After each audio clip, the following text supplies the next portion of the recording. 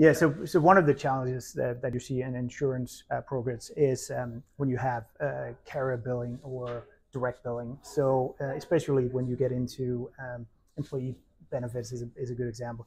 Sometimes you get these very beefy statement from a carrier that tells you, and together with the check, and you're trying to figure out out of these 200 pages of PDF, why did I get paid? And when I get paid from this, who should I pay of my producers here? This is a very labor-intensive process. Some organizations have automated some of it, but when you have, sometimes hundreds of carriers, it's very hard to automate all of this.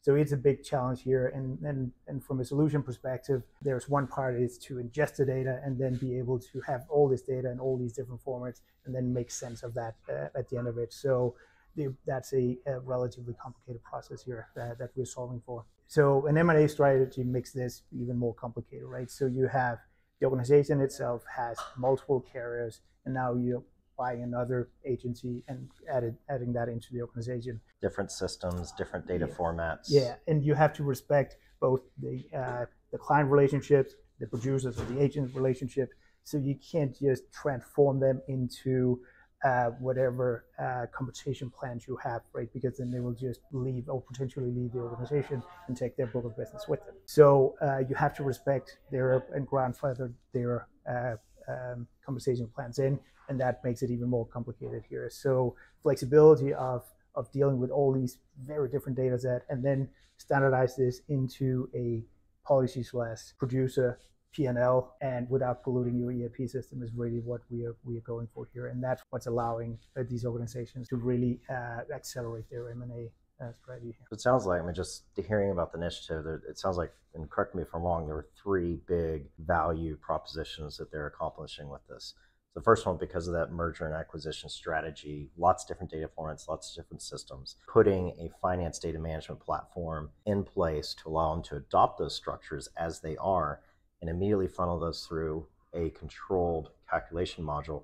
It makes the producers happy because they're going to get paid accurately on time, and it also automates a lot of that manual calculations that the finance team was having. So that was the main thing, is streamlining producer compensation in a heavy M&A type environment. Mm-hmm. The second thing is, by doing that, they're getting a data platform in place with the necessary financial controls and trust in that data, and that's going to set them up for further growth as a company, because they can do additional acquisitions and bring those producers and brokerages online quickly. And it sounds like the third thing is, because of one of the key features of Aptitude Finance is the subledger, the CFO team now has the granular data to support for real-time forecasting, planning, modeling, and the core accounting for additional initiatives in the future.